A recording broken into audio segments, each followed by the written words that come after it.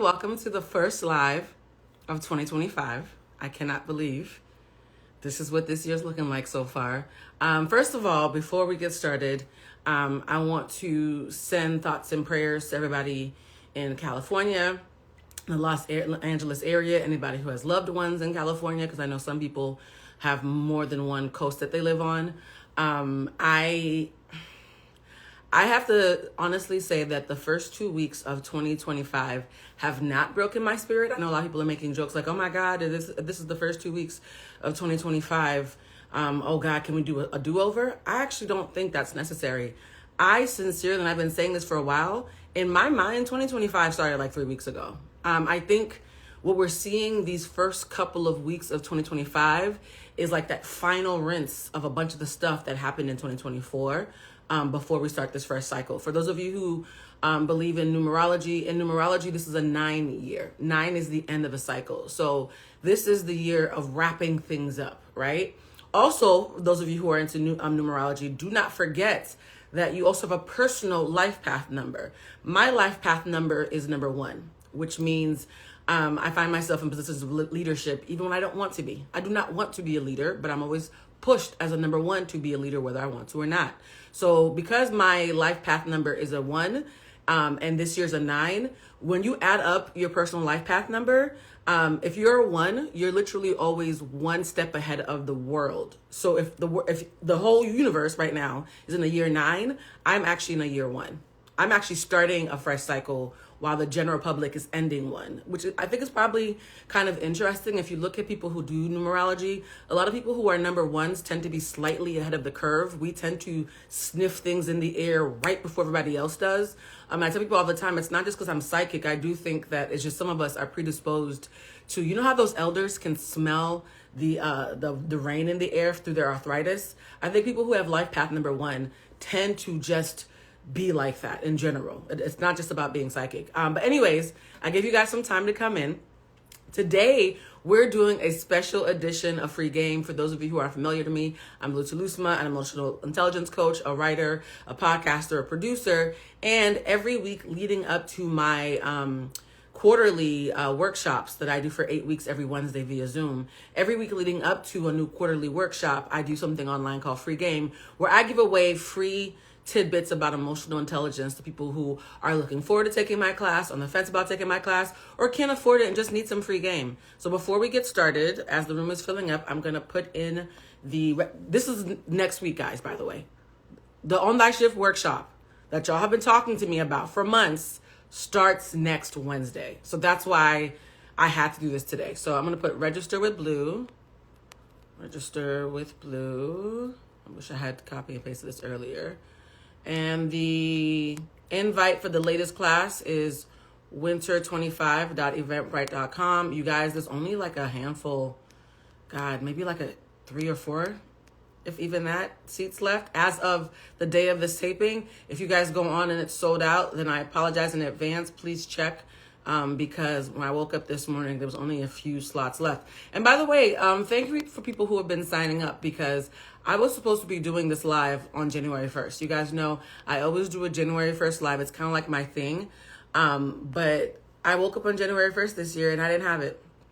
And to me, this year is all about being honest about what I have and don't have. So I didn't go live, and I was supposed to go live on the 1st. It is now the 15th. I waited 2 full calendar weeks to sleep off whatever the fuck 2024 was. And by the way, I didn't hate 2024. I actually personally really loved who 2024 turned to be into. So it wasn't me sleeping it off like I was depressed. It was me sleeping off all I had overcome, which is kind of the theme of today's life. Today's life, we're going to be calling it Sankofa. Sankofa is an African Ndinkra symbol that shows a bird that's body is facing forward, but its head is facing backwards. And the message of that Ndinkra symbol is sometimes in order for you to move righteously forward, you have to take stock of what you've learned from your past. So you move forward, but you make sure you learn from the fuck shit that you did previously so that you can have better steps. Now, I'm going to say this. A lot of people are like, oh my God, 2024 changed me. 2024 changed me. 2024 changed me. And they always say it in a very self-congratulatory way. The whole point of this live is to teach you guys nuance about the word change, right? Because not everybody who changes evolves. They always say what doesn't kill you makes you stronger. Sometimes what doesn't kill you makes you bitter and brittle, right? Not everybody changes for the better. Some people get better, some people get bitter. And I've been thinking about this a lot the last 2 weeks because there have been so many people who I've spoken to professionally as a reader and a consultant, and personally through my friendships and dinner parties and holiday parties. And what I realized is everybody changed, but not everybody improved, right? We always talk about evolution. We don't talk about devolving. Some people, when life throws a brick at their head, they don't duck. They get hit in the face, and now they're bitter that they've gotten hit by a brick. So today's class is going to be all about knowing the difference between sacred rage versus bitterness. Given what's happening right now in the state of California with all these wildfires and arsonists and whatnot and all the chaos happening where I live, this almost feels like divine timing that I'm doing this live today and not when I first planned to 2 weeks ago. Someone said, "Hey, Blue, first Happy New Year. So glad you are safe." Thank you, love. I appreciate all the messages about people checking to see if I was safe. I did my best to keep you guys informed while not staying too glued to the news. So anyways, guys, last year, a lot of people got upset. This last week, a lot of people in my region got upset because life was throwing bricks at their head, right? And I spent much of 2024 exalting the beauty of sacred rage. Some people asked me, they were like, "Blue, I love it when you talk about sacred rage, but I have an auntie who I'd be scared to send your video to because she would use it as an excuse to just be more bitter."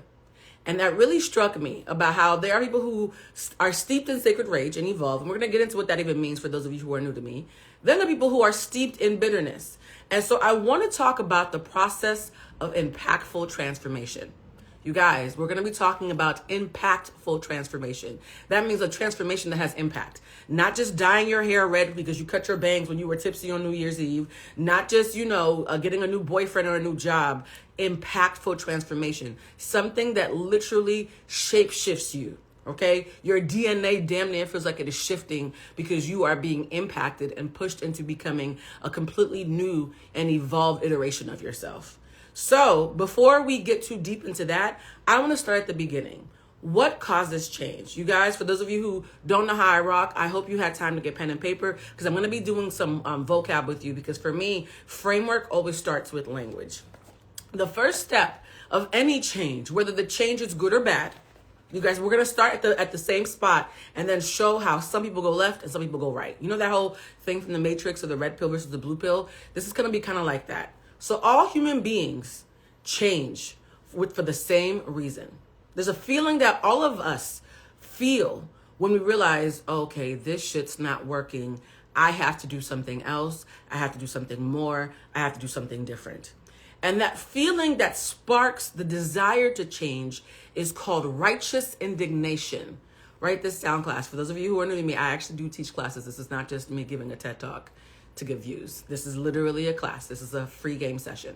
Righteous indignation. Now, what is righteous indignation? I wrote this down. You guys know if I write notes, that means you have to too. Somebody said listening while driving, please upload later so I can take notes. Absolutely. I'm going to do this thing this year that I promised to do last year that I didn't, but I'm improving, where I'm only going to leave my lives up on my page for 24 to 36 hours, depending on which part of the day I film them on.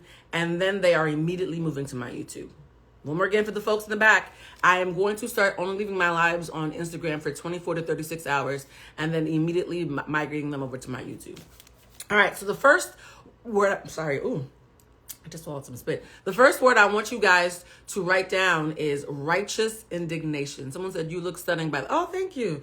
All right, righteous indignation is feeling anger or shock motivated by the perception of injustice or wrongdoing.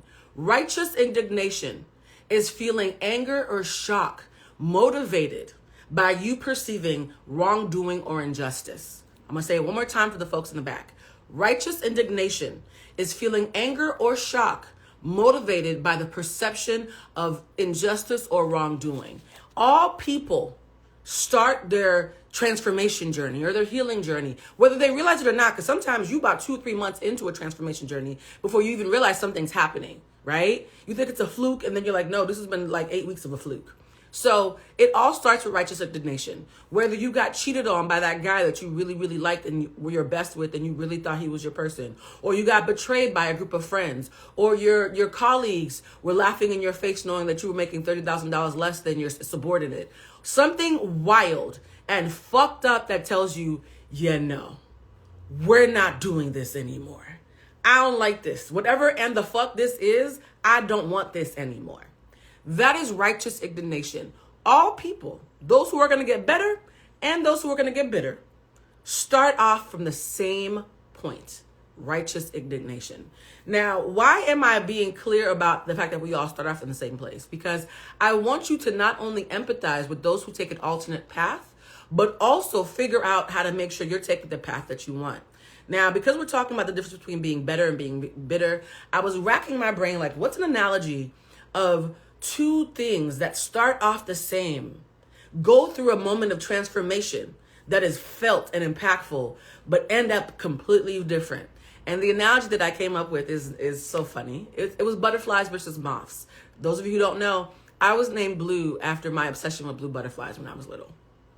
I was obsessed with blue butterflies, and everybody started calling me Blue. It wasn't even my favorite color, but I had to surrender to it. So, butterflies versus moth is the perfect example of what we're about to talk about. The difference between somebody who has sacred rage, which is used to evolve and make them better, versus someone who's just simply become bitter and their anger has become almost like their prison guard, right? Is your anger making you better or is it making you bitter? Now, the thing about butterflies versus moths is it's interesting because when we're talking about evolution, we think about the end result. We think about, are you a butterfly or a moth? We don't think about that nasty feeling like midstream when you are fully steeped in how dishonored you were previously and how much you are convinced you deserve moving forward. It's this interesting cross section where you're like, damn, I am far enough from the fuck shit to see it in its entirety. And it's probably a little bit worse and more embarrassing and more devastating and malicious than I realized when I was in it, right? Because a lot of times when we're in the thick of it, into the thick of it, we almost have to turn off our emotions and have adrenaline push us through to the other side. And it's not until we're at the other side that we can be like, yo, that was kind of fucked up. So there's this thing that happens when you're evolving, when you're growing, when you're trying to be a better person, where you are as far as you are going to get from what's happened to you while still being able to see it clearly.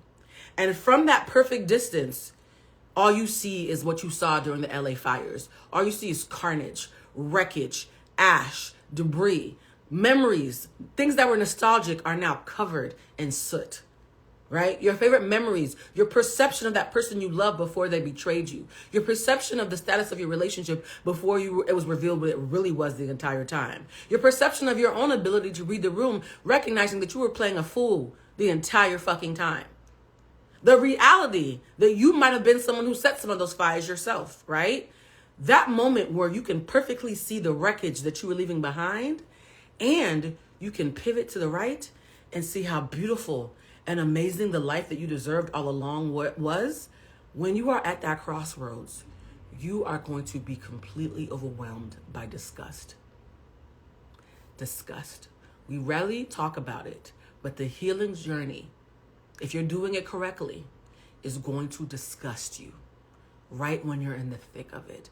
Right before you decide to let go of your anger. Use it to inform you, but let go of it being your main priority. Right before you pivot from it being your main priority to you instead focusing on what comes next, there's a deep, overwhelming feeling of disgust that might follow you around for hours, days, if not weeks and months. Somebody wrote a tweet last year, towards the end of the year, that perfectly summed up the disgust that I felt when I was at that crossroads. Because if you're somebody who's constantly evolving, you're constantly evolving. So you have many ego deaths. It's not like, oh, I had an ego death back in 2006, so I'm good. No, you're going to have more than one ego death. Somebody wrote this, and they said, nobody talks about the angry stage of healing. The rage you feel when you realize how much and how long you were taken advantage of. The absolute disgust you feel towards those people that misled you. It comes in waves. Sometimes you feel healed and then suddenly it hits you. Sometimes you can go weeks, months being good. And then you think about somebody that you loved, who meant you harm, who did you dirty, who looked you straight in your face and lied. And out of nowhere, you can find yourself at a dinner party, suddenly smacked in the face by all that disgust and anger all over again. Now, because righteous indignation is the seed that creates us to be pushed into action, it is impossible for you to be in any real transformation without having some righteous indignation, without being disgusted by what came before and being real fucking clear about what needs to happen next for you to be okay. Does that make sense, guys? You guys, please put up a blue heart if that makes sense, because I feel like that was a really heavy download for those of you who are newer to me. But I want you to understand righteous indignation and how it's the one thing that we all have in common, because we all, I would like to think this, I think we all start off just being angry and thinking we deserve better. And there's something very pure about that I'm going to always advocate for. I see a blue heart. Perfect. Now, here's where shit gets tricky. And you guys, I don't want to go too long because I have a friend who's in town. So I have to make sure that I finish this up within an hour. Anyways, so let's talk about why we're using butterflies and moths. Well, everybody knows that a caterpillar is the beginning stage, right? Everybody starts off as a caterpillar, a hairy, grubby little caterpillar. Then they go into chrysalis, right? They go into the phase of going into a cocoon in order for the transformation to happen. Now, when you see those little butterfly cocoons, let's say you see two of them, one on the left, one on the right. The one on the left, it cracks open and out comes a beautiful electric blue butterfly. Duh, butterflies are beautiful, no problem. Then the other one on the right hatches, and it's a grubby, nasty, hairy, shady looking moth. And your first thought is, you both came out of the same circumstance. How did you end up so differently? Now, let's talk about what moths and butterflies, because this is where the nerd in me, because, you know, Bill Nye the Science Guy ain't got none on your girl. I love researching shit like this. So I'm going to tell you some quick facts about butterflies versus moths that are a hilariously on point analogy for people who become better versus those who become bitter. Okay, you guys, for those who are coming in late, we're talking about how when life changes you, is it changing you for the better, or are you just now a professional victim? Now, butterflies versus moths. Butterflies are bright and beautiful. Moths are known for being dull and less desirable. Butterflies are attracted to natural sunlight. A butterfly is always looking for real, natural sunlight. Fun fact about moths. Moths actually prefer artificial sunlight. A butterfly likes authentic environments that are fed by the sun, while a moth actually prefers to be in something dark and dingy and artificial and fake. Are you already seeing where this is going? That's why they have mothballs. They don't have butterfly balls. Mothballs are there to keep unwanted moths out of your house because they're intrusive, they're invasive, they don't respect boundaries, and they like fake shit. Okay? A moth does not like the real sun. A moth is offended by natural sunlight. Moths prefer artificial light. A butterfly, on the other hand, only wants natural sunlight. Butterflies are known for flying gracefully and with purpose. Moths are known for being erratic and flying in a chaotic pattern. Guys, remember, they both started off the same, right? The butterfly is looking for natural sunlight, flying like a fucking mighty condor and shit. And a moth is running around in a circle around your house trying to figure out how to get in somewhere where it's not wanted, so it can get some artificial light and affirmation. Butterflies are known as a symbol of transformation and growth, while moths are always seen as a symbol of decay and destruction. So we both started off in the chrysalis. We both started off in the cocoon. I am now someone who craves authenticity, natural sunlight, and beautiful environments because I'm flying with grace and purpose. You just want to be seen whether you want it there or not. You like fake shit because it's shiny. Artificial sunlight is shinier than the fucking sun, right? So you like shiny fake shit. You have no purpose, so you're running around chaotically. And whenever people see you coming, they know that you are a harbinger of decay and destruction. Do you see how the butterfly and the moth, same circumstance, totally different motherfucker, right? Now you're asking yourself, damn, am I a butterfly or a moth? Now we're going to get into that because here's the thing you have to understand. Butterflies and moths are both necessary for the ecosystem. They both serve a purpose. Bitter people serve a purpose. If you meet somebody who's bitter, their purpose could be a cautionary tale. I can't tell you how many bitter moth-ass motherfuckers I've met where I'm like, damn, she said something that really connected to me, that I really related to, and I hate how her life turned out. I might want to rethink that shit. Don't want to end up there. So butterflies and moths both are necessary for the ecosystem. They have a purpose. It's just, which purpose do you want to serve? Now, those of you who use righteous indignation to just change become bitter, right? When you are angry because you think you deserve more than you thought that you got from somebody, when you think you deserve more than you got from life, and all you decide is, well, I'm going to let it change me. I'm not going to be as trusting as I used to be. I'm going to give everybody the side eye. I'm going to think that everybody's out to get me the way those 3 or 4 people who did me dirty are out to get me. When you do that, it creates confirmation bias and it makes you bitter. Now, those who use their righteous indignation to develop and be better, that's sacred rage, right? We're talking about the difference between sacred rage versus bitterness. Sacred rage is used as a tool. When you are someone who has sacred rage, for those of you who haven't heard me talk about it before, sacred rage is using your anger, using your righteous indignation to inform the ways that you moving forward. Sacred rage is something that you use to develop discernment, not bitterness, discernment. When you are in a space of sacred rage, you're saying, fooled me once, shame on you. Fooled me twice, let me refer back to my fucking notes, because how the fuck did you fool me twice? Right? It means taking note of what did and didn't work and using that rage, that sacred rage, that righteous indignation inside of you to become better. Sacred rage is only sacred if it improves you. If you are angry and shit ain't got better, you just bitter. That's not sacred. Ain't nothing holy about that. Okay? So for those who are like, Blue, I want to send your sacred rages to my videos to my aunties, but I'm scared that she's going to use it as an excuse to continue doing fuck shit and playing victim, then that's not sacred rage. That's just good old-fashioned bitterness. Now, bitterness is a manipulation tactic that allows you to play victim, hold grudges, avoid personal accountability, and always justify your actions even when they cause harm. I'm going to read that one more time for the folks in the back.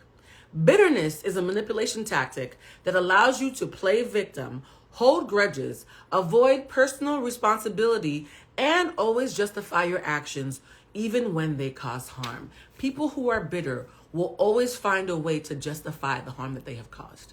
They can't just fucking say, I'm sorry. No, but my parents got divorced when I was a child, so I have intimacy issues. What does that have to do with you cheating on somebody who was good to you? Like, you need to go talk to the lady. People who are bitter always have an excuse for why they caused harm. People who are better, people who have experienced sacred rage, always have a solution for what has gone wrong and accountability for what has gone wrong. They're not saying, I didn't do that, it's not my fault because of my fucked up childhood or my ex-husband. They're saying, bet, that didn't work. What will work moving forward? Does that make sense, guys? Also, sacred rage means I choose better than my former self. Please write this down. You guys know I love me a good mantra. Before I let you go, I gotta leave you with a good mantra. Sacred rage says, I choose better than my former self. I choose better than my former self. Bitterness says, I am better than anyone who formerly hurt me. You see the difference? I choose better than my former self is sacred rage. I am better than you motherfuckers. All you bitches is my sons. That's bitterness, guys. Who do we know walks around saying that they're better than everybody who hurt them and is now in their 40s married to a sex offender, still saying they're better than everybody? Bitterness makes you go around saying, I'm better than everybody who hurt me, because that scared child inside of you has developed a superiority complex where rather than dealing with your demons, you're just saying that you're a bigger demon than they are. I don't think that's a flex. And honestly, even if you were better than people who hurt you, that's a low bar. Why do you think being better than people who have caused you harm is something to clap for? It's a very, very fucking low bar. And why are you even comparing yourself to them? That is not the way that we use sacred rage. That is bitterness, this comparative thought. It is the source of most grief, right? So sacred rage says, I am better than my former self. New me is better, an evolved version of old me. The caterpillar that I used to be is now a beautiful butterfly, right? But bitterness says that I'm just a nosy moth trying to get into somebody's house because you all owe me something because life isn't fair. Now, I need you to understand the thing about how you make sure that you are planting seeds of sacred rage and not planting seeds of bitterness. Well, here's the thing. You have to know the difference between discernment versus judgment. Oh, this is going to be interesting. Now, discernment is the analogy of the butterfly. You guys, when I use an analogy, I am going to drag it into the ground. So yes, this butterfly is still with us. I said earlier that butterflies like natural sunlight, which is why they are often found in beautiful gardens, right? Someone who is using their righteous indignation, that feeling that we universally feel when we are wronged and we are shocked by how wronged we have been. Someone who is using their righteous indignation to evolve into a better version of themselves acquires sacred rage by planting a seed of discernment, right? Sacred rage comes from making discernment your priority. When you are someone who simply wants to do better, you're not figuring out who am I better than. You're figuring out what works and what doesn't, right? So when you plant that seed of discernment of let me do it backwards. When you plant that seed of sacred rage, it sprouts discernment. That's what I meant to say, sorry, right? Because sacred rage, it makes you more discerning. It makes you say, damn, I hated the way I felt when that thing happened. How can I, within reason, take responsibility for doing my best to make sure that I never put myself in that position again? How do I reasonably discern how to never be in that position again? That is what sprouts from sacred rage, discernment. Bitterness, though, guess what sprouts from bitterness? Guess what you get when you are bitter, but you thought you had sacred rage, but you've just been a bitter baby the entire time? Judgment. People who are steeped in bitterness, not sacred rage, they become judgmental. I tell you guys all the time, oh my God, I'm not judgmental. And you're like, Blue, how can you say you're not judgmental? Your entire job is being judgmental. No, my entire job is discernment. A lot of people don't know the difference between discernment and being judgmental. Here's a quick tip. Discernment means to objectively view what is working and not working without the need to judge its value. That's what fucks y'all up. Discernment means I am going to objectively assess what is working, what isn't working, without the need to assign value. That means if I'm in a relationship with someone who cheats on me, I don't need to talk about the fact that all his bitches are this, that, and the other. That's bitterness, right? That's judgment. When you are judgmental, you are steeping towards the bitter lane. Discernment says, I don't enjoy the caliber of women that he deals with and thinks that I'm going to be in relationship to him.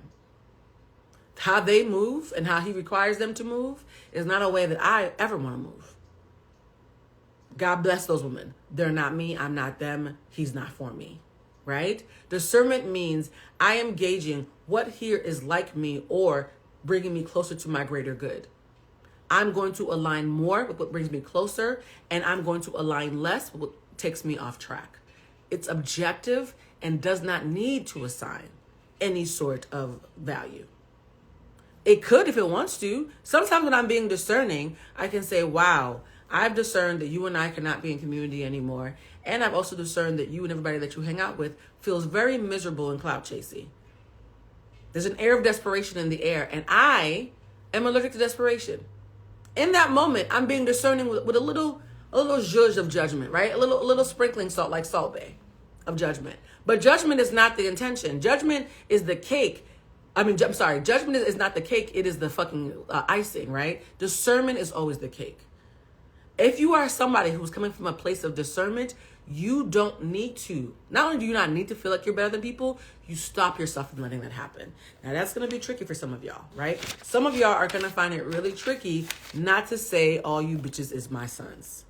Now, the reason why it's really important to stop this from happening is when you are someone who constantly comes from a place of judgment, right? When you plant that seed of fucking bitterness that sprouted judgment, and you're now a fucking moth in an artificial nursery because you are scared of the real fucking sun. You're scared of authentic connection. What does is It dulls your senses because you don't know what makes sense for you. You only know who you are in relation to others. People who are judgmental tend to be very codependent even when they're loners. Listen to this part, because a lot of you can be like, Blue, no, I'm a loner. No, a judgmental loner still needs to hyper-focus on external factors so they have something to judge. People who are judgmental are always tethered to the perception of comparison. I'm better than them. They're better than me. We're about equal. Competition, competition, competition. When you are constantly judging people, you need people to judge. It's externally focused. That is conceit. When people say, Blue, you know, you're an EQ a coach. Why are you so conceited? I'm not conceited.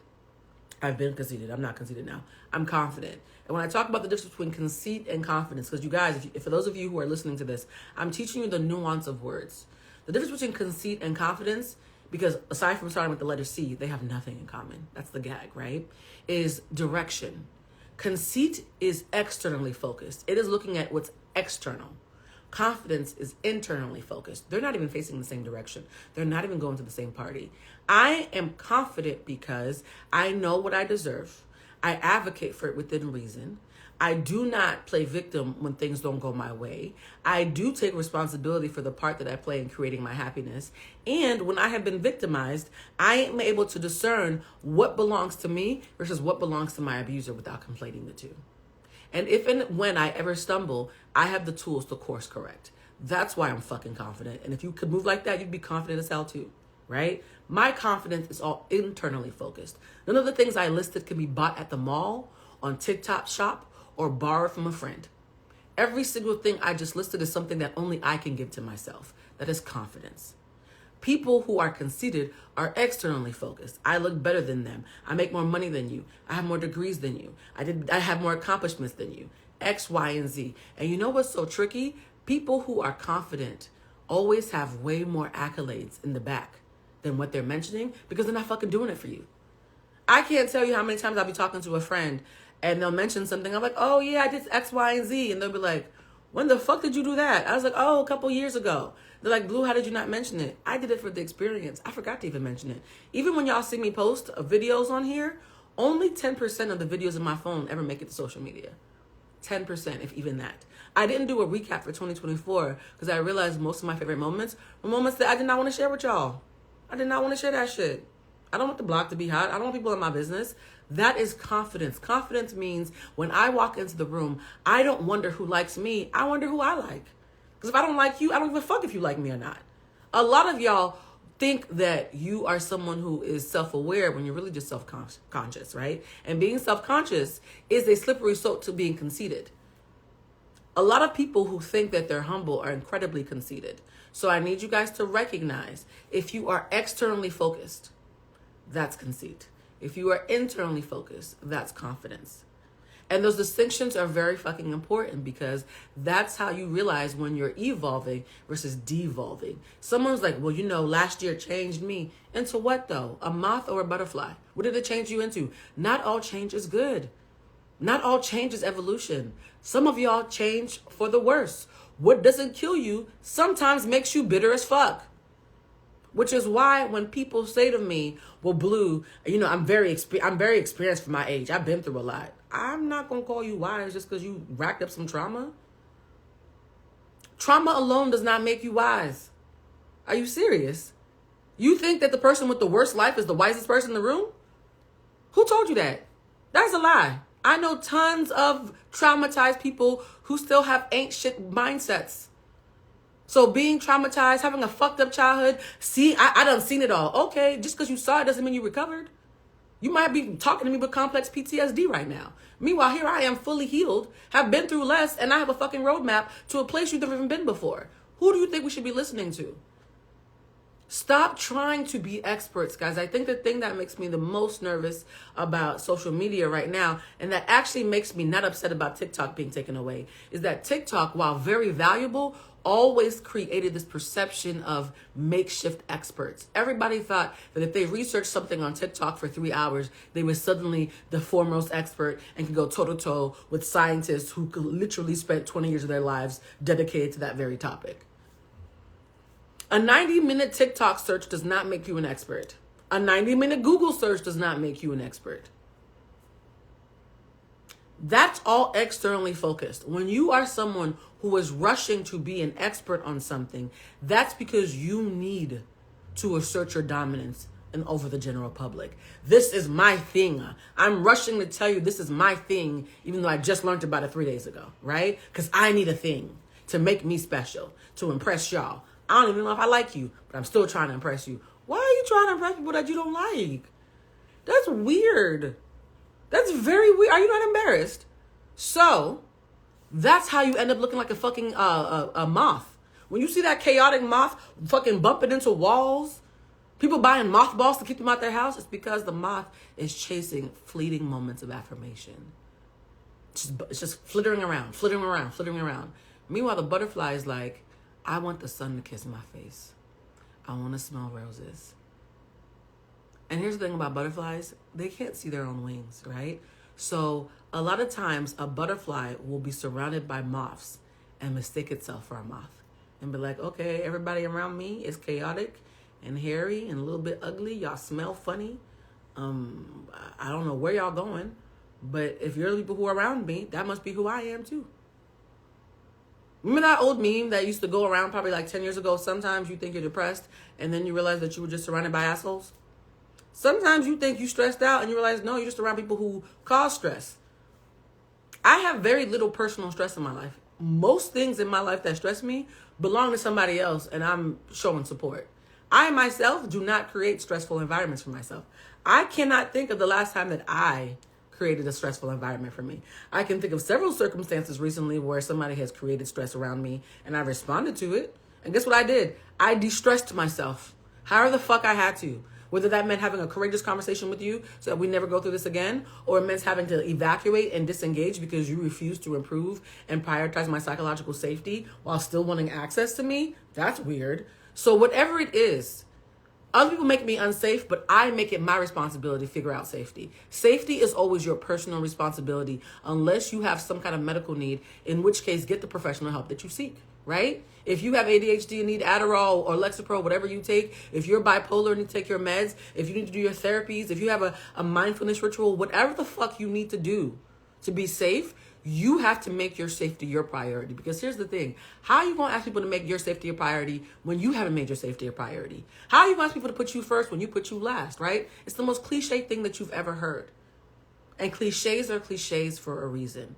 So last year was a year of sacred rage. It was the year of retribution, karmic retribution. If you didn't believe in karma, if you made it out of 2024 still not believing in karma, you're an idiot. I'm going to just let that one sit for a second. If you made it out of 2024 and are still convinced that karma does not exist and that the energy that you put in this world never comes back, you're officially a fucking idiot. God spent 360 something days trying to point out the obvious, right? So if you're one of those people who thinks that your actions have no energetic force field, that you can do whatever you want and there's no cause and effect, you and I ain't got no business. Because somebody that determined to be an idiot ain't somebody that I can speak to. That's another thing too. In 2025, I'm the one who to leave behind.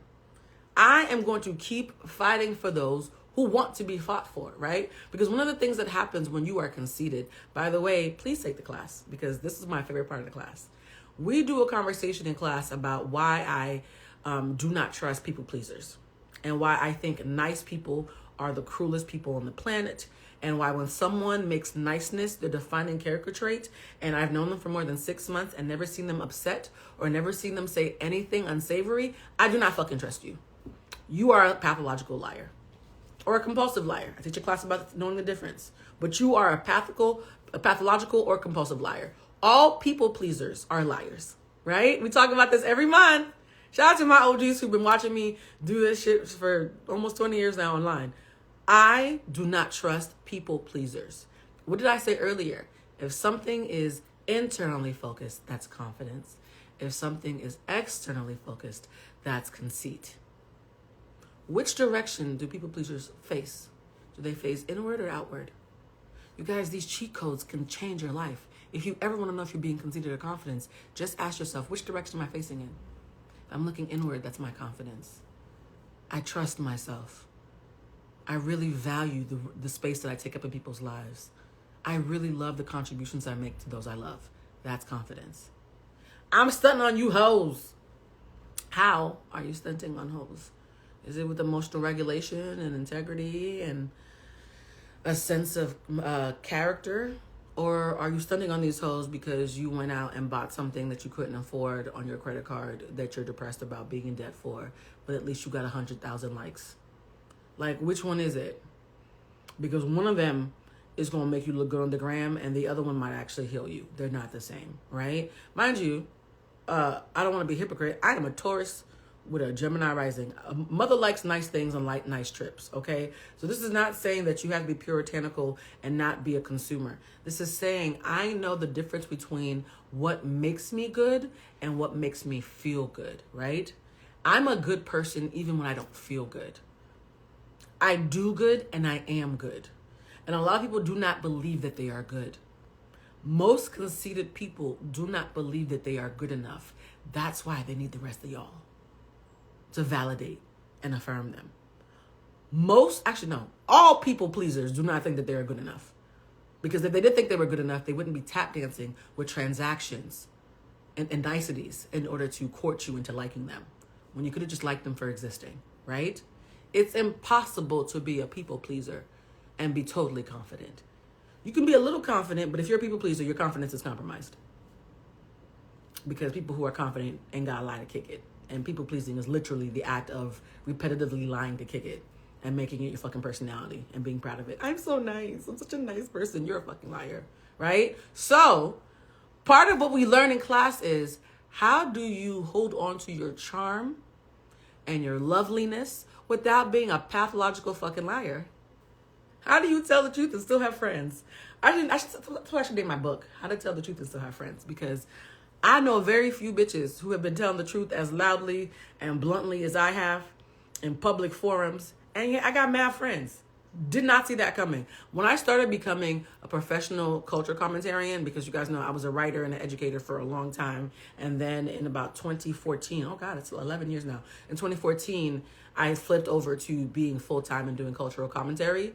And my professional, guys, whenever I say the word professional doesn't mean it's something I like doing. It means it pays my bills. That's the definition of professional.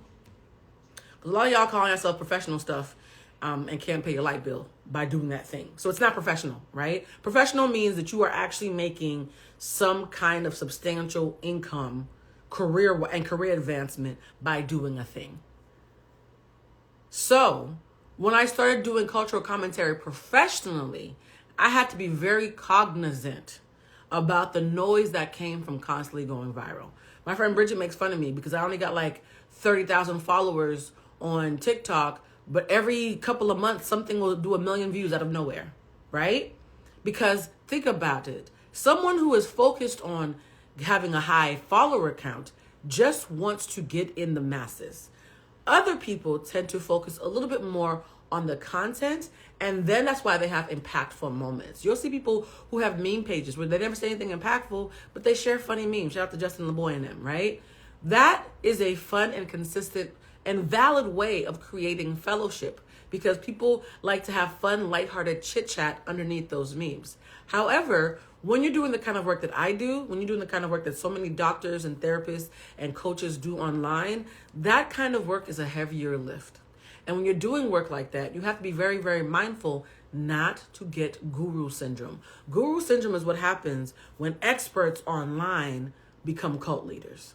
And they want you to love everything about them, to think they're perfect, that they can do no wrong, and that they should rob you of your free agency. And whatever they say goes. Bullshit. I'm an emotional intelligence coach. I cannot tell you how many times a day I say to my clients, I cannot take away your free agency. All I can do is present you with the facts. You still have to make your own choices. People constantly pay me $275 an hour to beg me to make decisions for them. And I never do it, because that's not healing, right? That old saying is, you can teach a man how to fish, or you can just give them a fish. I'd rather give you framework. So for those of you who enjoyed this quick free game, because I said I was going to be quick, please recognize the difference between sacred rage and bitterness. Right? Bitterness is externally focused. Bitterness is judgmental. Bitterness is steeped in a victim mindset. Sacred rage is all about discernment without judgment, because discernment is to observe without judgment. Objectively observe what is working and not working without judgment. So when you're somebody in a place of sacred rage, you are better. You're glowing. When I get angry, people tell me I'm glowing and my skin looks amazing. Clearly that is not bitterness, right? If I was bitter, I would not look this cute. Okay, I was just being funny. I just want to say shout out to people who are sending me compliments. That was my way of shouting you out. But no, like, the reason why I tend to glow even when I'm going through shit, because I was going through a lot of shit last year, is because I'm constantly working on my discernment. I'm not walking around saying, oh my God, I'm the world's biggest victim. Nobody loves me. I teach all these classes and your niggas still try to betray me. I'm just trying to help the community. I've been giving away thousands of dollars of free counseling online, guys. Thousands of dollars. So I could say, oh my God, all the free intellectual property that I've shared, all the stuff that should be in my book that I'm just giving away to people who are not even paying me. How dare anybody ever be unkind to me? Does that sound like sacred rage or bitterness? Instead, I say, damn, I do good work. Damn, I've watched a lot of my clients change their lives. Damn, I'm equipped to deal with all of this fuck shit. So what would I tell my clients right now? Duh, the answer is obvious. Let's go. That's how I deal with betrayal. That's how I deal with heartache. Doesn't mean that I cry any less. Doesn't mean it hurts any less. It just means that even when my heart is completely breaking and shattering in my chest, I always know that I am good, right? My goodness and my worthiness is never questioned. It is never up for debate. Life can happen. I still get to hold on to my goodness. That is what it means to be a butterfly. That is what it means to be discerning. That is what it means to evolve, is that my goodness is never in question. And because I'm internally focused and confident, because I'm confident within myself and in my goodness, I have no reason to call you bitches my sons. I have no reason to judge people. I have no reason. People who judge have a reason to judge, and that is bitterness. And bitterness is just a really hyperactive, ugly word for love that has nowhere to go, right? Grief is love that has nowhere to go. Bitterness is love that's been disappointed and still has nowhere to go. People are bitter because they haven't made peace with what they were robbed of.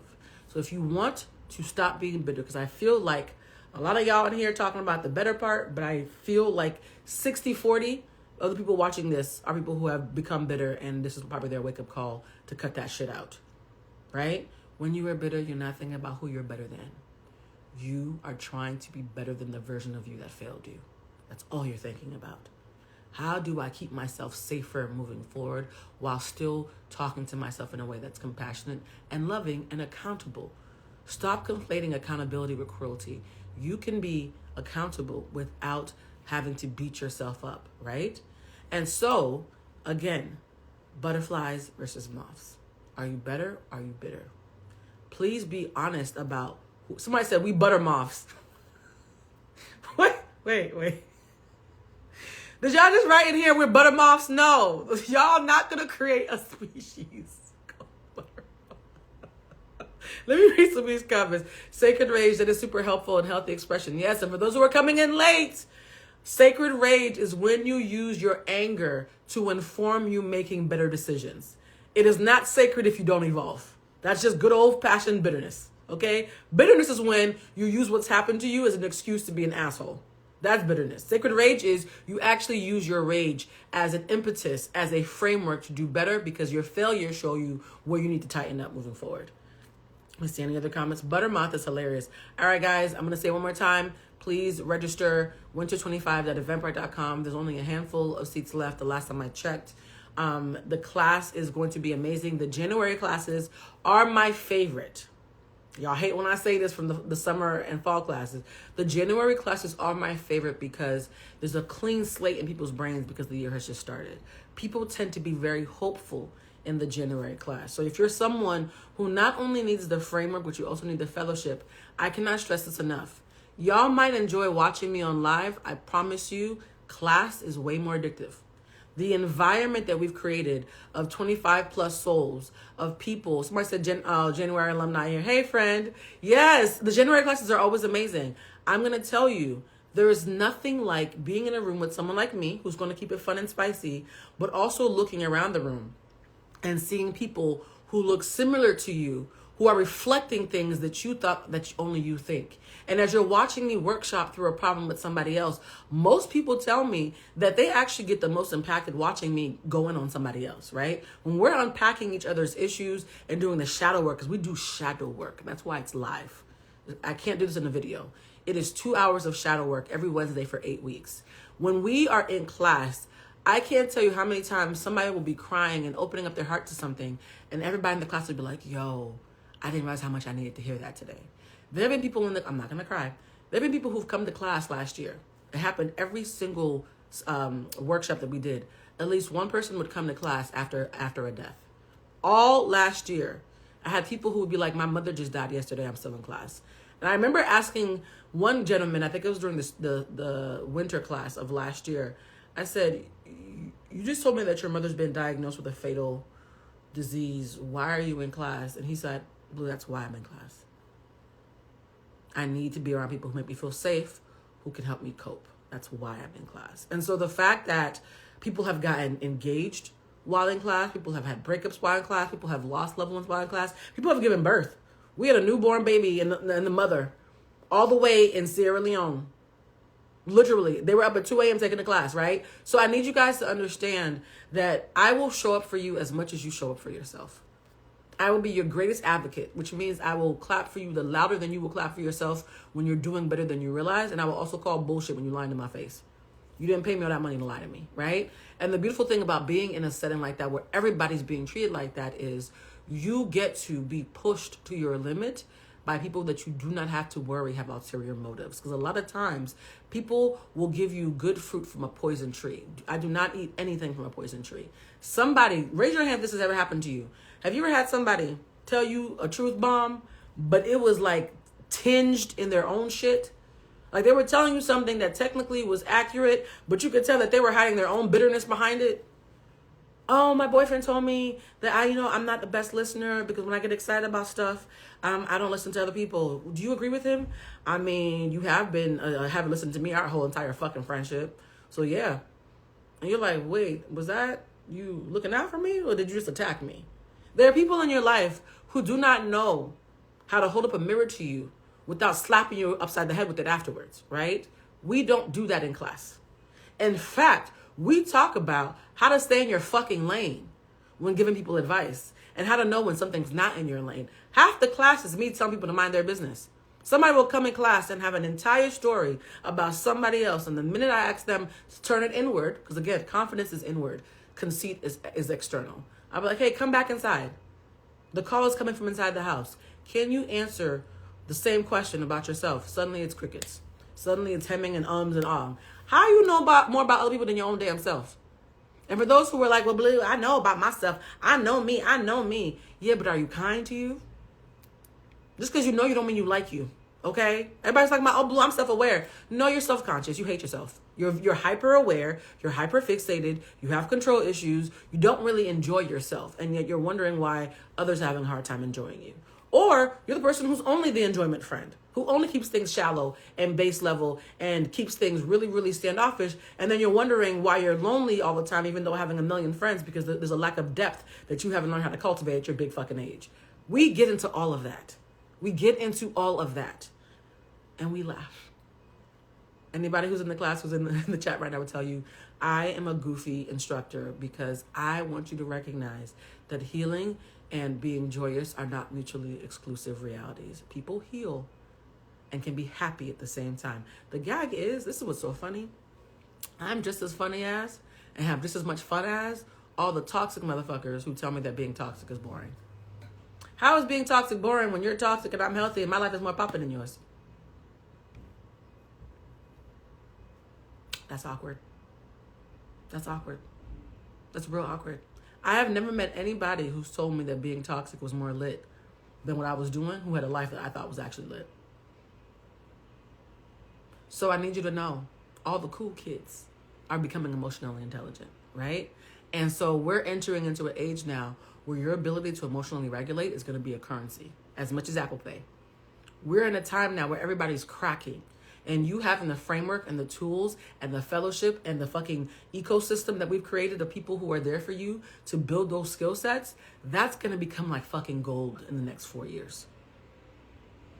I told my friend the other day, like, Donald Trump is bad for our psyches. He's great for business, because now all the shit that I've been trying to talk about for the last 20 years, and y'all told me that it wasn't that serious, now everybody's realizing it really is that serious. Oh my God, it's more serious than y'all thought, huh? It's not that serious. No, you're not that serious. Take your life more seriously, because I need y'all to understand, if you want to get back to happy, the only way through it is through it. You have to get through the bullshit to get to where all the good stuff is on the other side. And a lot of y'all are asking people to give you directions to places they've never been. So, as your resident emotionally intelligent baddie or whatever, I want you guys to know that this January class is going to be fun. Is that my friend? Oh, no. I'm coming. I'm wrapping up. I want you guys to know that this January class is going to be fun, and that we're going to laugh a lot. You might cry a little bit during or after class. You might find yourself wanting to make phone calls to people that you've done dirty and didn't realize that you played a part. You also are going to find yourself having to show yourself some grace and some kindness. And be like, damn, that was fucked up, and I can still be a good person. How do I figure out how to make my actions show that, right? Because a lot of times when y'all watch videos like the one I'm doing right now in the self-help guru space, I hate saying that because I am not a guru. A lot of people are told that nothing is their fault or everything is their fault. And I'm going to tell you, stop giving a fuck whose fault it is that you are hurt. It is your responsibility to figure out how to get some joy. So whether it's your parents' fault, your ex-husband's fault, your sister's fault, your boss's fault, I don't care whose fault it is that you're here. It's your responsibility to get you out of here. And that's what I focus on. And somebody said, what's your age group typically? Here's what's funny. We've had somebody as young as 17. Her mother gave it to her as a graduation gift and took the class with her. And we've had somebody as old as 73.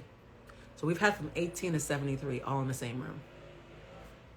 We've had influencers. We've had celebrities. We've had actresses. There was an actress that was like, wait a minute. I know you from the thing. She was like, yeah, I'm trying to work on my emotional intelligence. So, like, when you're in that room, status and age and gender do not matter. Of course, whenever we have men, and men are always like, oh my God, there's only 3 or 4 guys in here. Is it going to be a feminist? We don't do that, right? And stop thinking that feminism just means hating men. We don't hate anybody. The first 4 weeks of the class, because it's 8 weeks, the first 4 weeks of the class is you dragging yourself. Worry about yourself before you talk about anybody else. The first 4 weeks is all about internal dialogue. We do a detox where we detoxify your brain from all the words and ideologies that you think are noble that are actually just toxic and passive aggressive and making you a professional victim. We teach you how to stop using those terminologies, those words, and those mindsets, how to dismantle those frameworks. So first we have to deprogram you. Then the second 4 weeks, that second half, is when we then take the cleaner version of you, the version of you that's equipped to check yourself, and now we teach you how to go out into the rest of the world and engage and tango with others. I am telling you guys, at this point, I feel like I could work for the SWAT team. The amount of negotiation skills that I've acquired from teaching the class. Here's the thing that people don't realize. Every time I teach the class, I'm taking the class. That's why we have alumni who've taken the class 4, 5, 6 times. Why? It's like personal training. If you go to a personal trainer who gets you into your wedding dress, great. You look good. That doesn't mean you never want to go back. You might be like, damn, I like how I look in this outfit. I want to keep training. So some people take the class once a year. Some people take the class once and that's all that they need, and they have enough tools. Because I give you a big notebook. It's a thick notebook full of materials. Some folks take the class one time, never come back. Most folks, according to Eventbrite, where I do my ticket sales, say that I think I have like a 60% return rate. That means like 1 out of 2 people who take the class are prone to come back. And they bring a friend. Shout out to Angela. Angela's always telling us that her husband made her take the class. He took the class, learned how to be healthier and more mindful and more intentional, and looked at his wife like, babe, you're going to have to take the class because I don't like how you talk to me. You're going to have to go talk to the lady. I've become the lady, apparently, right? So if you are a therapist, please take the class. If you are somebody who helps everybody else but can't help yourself, please take the class. If you're an asshole who's just like, look, Blue, it's me, I've been the problem the whole time, take the class. If you're somebody who's in therapy, take the class. Therapists always thank people for taking the class because I help folks be braver and expedite their process. The thing about coaching and therapy is they're not the same and they work beautifully together, right? Imagine me and your therapist are sitting back to back.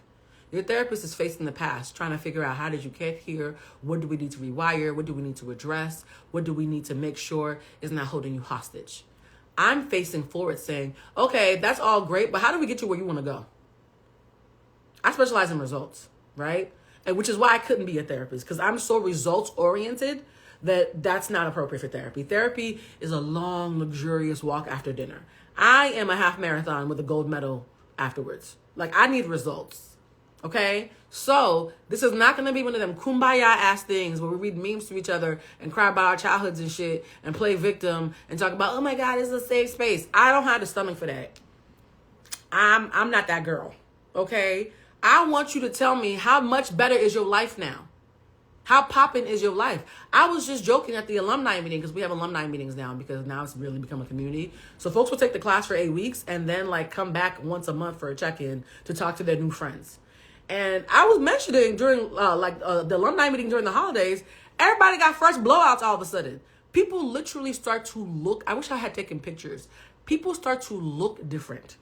People's skin is glowing, their edges are all full. I don't know what the hell's going on. I'm gonna need a scientist to like quantify the results of what we've been doing. But I have been doing this since 2008 in person, and I started doing it online in 2020 because of the pandemic. And I'm telling you, the 5 years of doing it digitally has been so expansive. We have people who've come from Australia. We have people who've come from Africa. We have a lot of people who've come from different parts of Africa.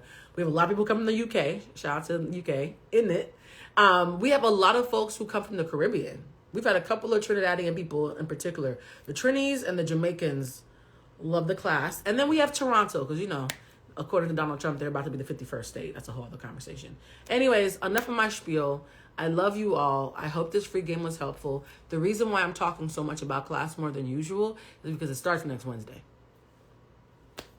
This time next week, I'll be preparing my coursework for the orientation. So if you want to join us, please go to winter25.eventbrite.com. And for those of you who want to have a one-on-one with me because you don't want to be in a group setting, much more expensive, by the way, please go to bluecentricshop.com/readings. And you can book a tarot reading with me, a non-tarot one-on-one emotional intelligence coaching session with me, or a business consultation with me. I do all three. Everything's on my booking page. You don't have to DM me. Everything's on bluecentricshop.com/readings and winter25.eventbrite.com. All right, love you guys. I gotta go because Bridget's in town and we're about to have some shenanigans.